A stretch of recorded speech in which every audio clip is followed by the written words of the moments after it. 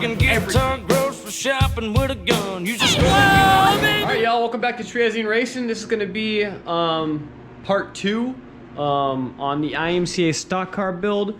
I'm gonna try to pick up right where I left off in the last video, and I'm not sure, but maybe I'll have time to start working on the Frankenstein build, but not really sure yet. But I just want to go ahead and kind of pick right back up where I left off. I forgot to say that I drill a hole right here, and that's for oil drain back, because when the oil drains back from the top side, it kind of would hit this flat surface that used to be there, and then it had to come out into the crankshaft to drain back into the pan. So I cut this hole there to give it a pathway so it doesn't create windage on the crank. And I talked about these 3 holes right here and how I drilled them out for more volume to the crankshaft to get to the rod bearings. So now let's talk about this back bearing here. This is the thrust bearing, and what I'm doing now is something very similar that I do to the front here that I explained in the last video, of how I just followed a little hole right there to give a high pressure squirt of oil onto the cam gear here, thrust surface. Well, I want to do the same thing on the thrust bearing here, and the way I do that is, as you can see, this is the bearing that goes down there, and what I do is, you see that oil comes out through here, through this little trough, and the only way that the sides here get any oil on them is by splash, or whatever will come out just through the bearing clearance here, which is not a whole lot. So what I do is I actually go ahead and I chamfer right here on the edge with a little file. I just kind of knock it down a little bit on the bottom half and also the upper half. I've already done it here on the upper half. It's probably difficult to see on the camera, but yeah, I just take a file and I just go sideways like that and just bevel it just a little bit. And then when the 2 halves come together, there's a nice pathway here for high pressure oil to come out and shoot onto both both sides here of the thrust surface here. So your cam or your crankshaft thrust always has good lube on it, and you have lube right away when you need it. You know, you don't have to wait for like on a startup or something, you don't have to wait for the oil to come out through the small bearing clearances you have here to get on there. You just got it directly. As soon as you got oil pressure, you got oil on both sides. I do it just like this. Put it down, get some good pressure right in the center, and then just kind of knock it down. You don't want to go crazy on it. You just want to get a good enough pathway, you know, enough clearance that oil can shoot out. That's pretty much all you need right there. Just about that much. Hardly anything, but it helps. All right, you might be able to see a little better now in the block.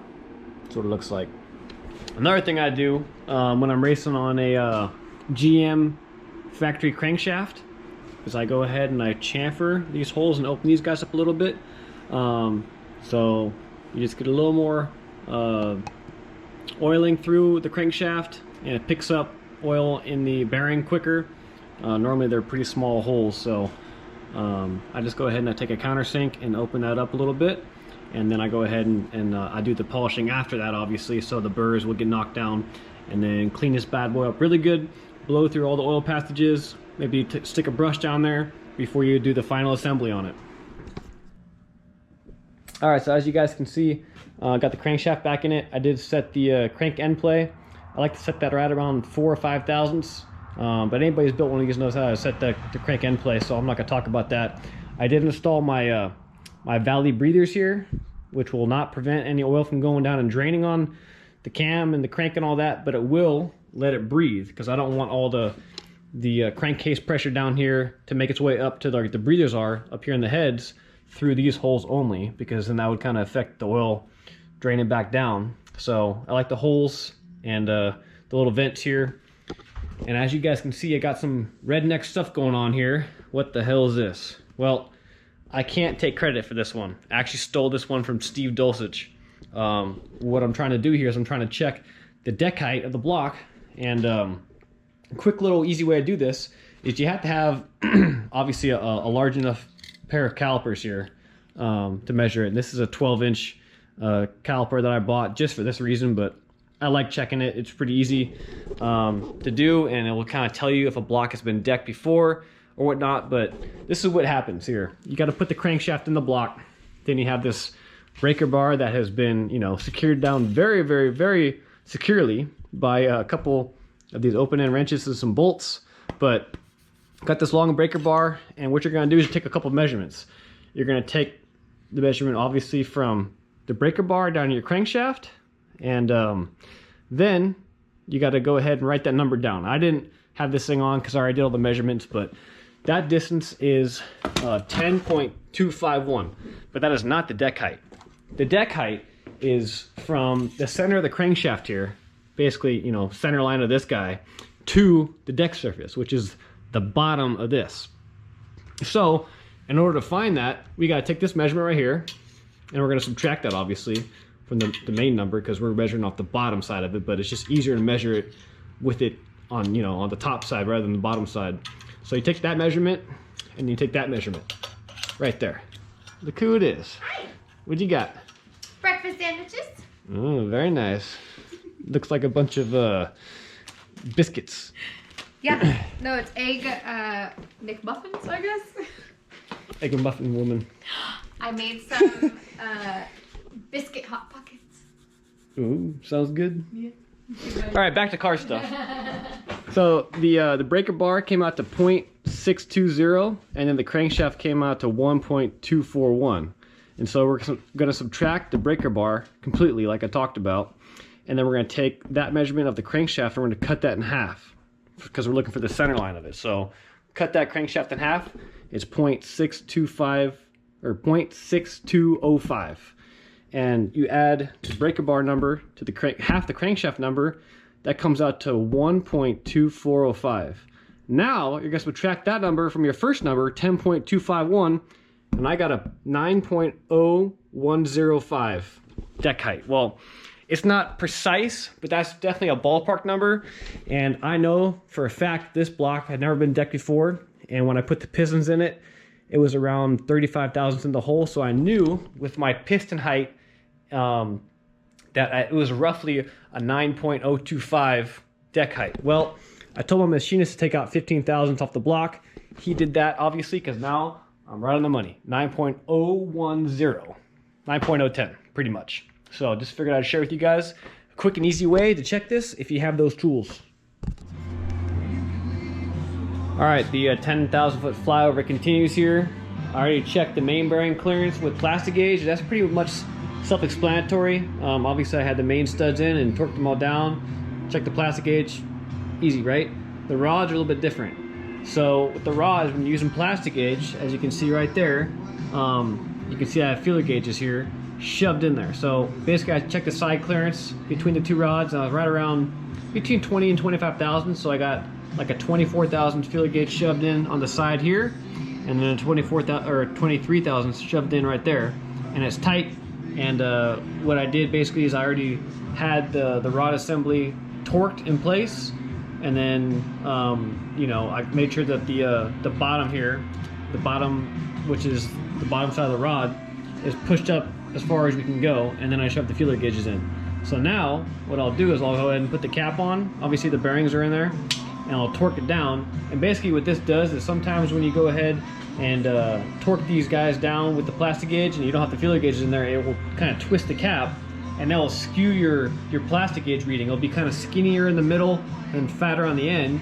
Well, this way you got the freaking rod as square as you can get it to the crankshaft. So when you go ahead and torque it down and you pull it back off, that line will be nice and even all the way across. And that's how I check plastic gauge on the rod bearing clearances here. So I already measured all the rods, and they're all about the same thickness. And so it looks like I'm going to be right around 25 thousandths on all the side clearances on all the journals here, which is good. I like that number. So let's see what the main, or the rod bearing clearance here is with the plastic gauge. All right, these bad boys go to 64 foot-pounds here. All right. Do one pass on it. Let's check it.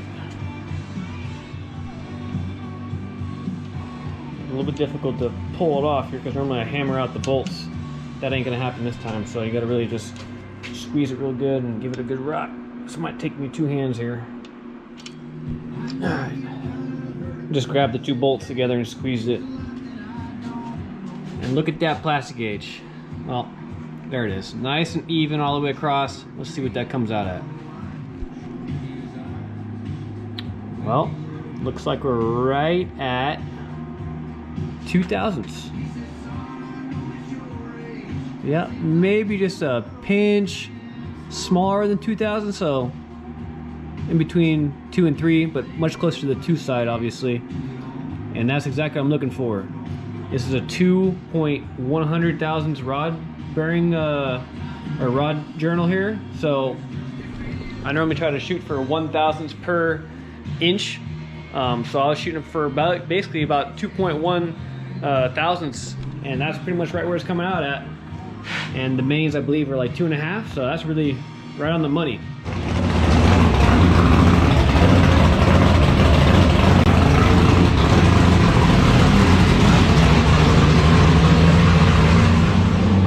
Alright, so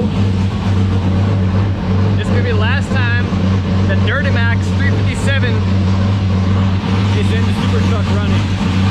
I'm letting it warm up, I'm gonna drain the oil out, and I'm yanking the motor out, selling it separately.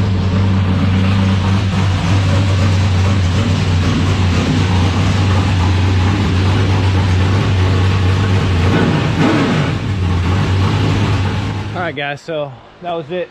I made one last attempt to try to sell this thing as a raffle on Facebook, and got it all set up, and then Facebook took it down, said it was spam, and I got pretty pissed off, so I'm calling it quits. This car's not going to get sold turnkey. I'm going to yank the motor out and probably put it on my stand over there and try to sell that separately, and then try to piece it out one by one.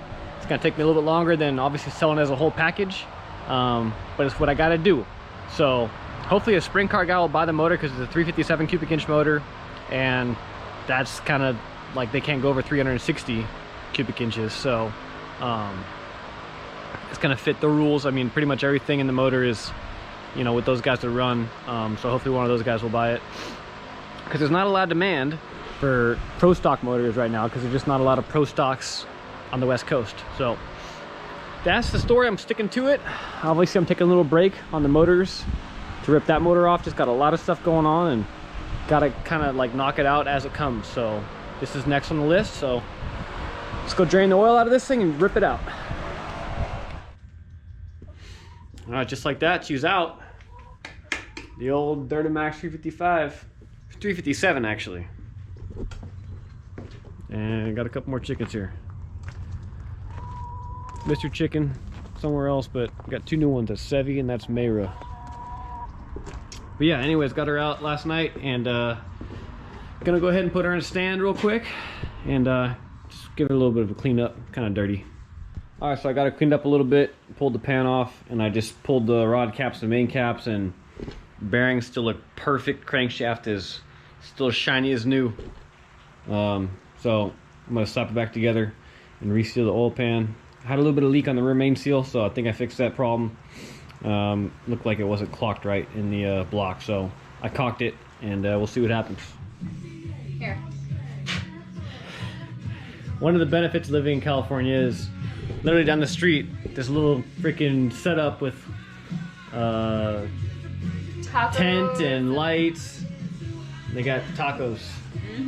Looks pretty good. Looks pretty good. Hopefully they have as good of freaking Mexican food in South Carolina as they do it here. It's pretty dang good. All right, guys, that's the Imca stock car motor. Got a problem, hit a roadblock. It's always something, right? I can't get parts for it, so I can't continue the video. That's the kind of shitty part about this whole deal, is you make a video and you want to continue on it, and something holds you up, and you're just like, all right, got to end it. So until I can get parts for this, I got to kind of switch gears here. So I'm going to go and probably start working on the Frankenstein motor and start a whole new video. So you guys stay tuned for more of this when I get parts, and Frankenstein build here coming up soon on Cherezian Racing. And you guys remember, if it's bent, it ain't broken.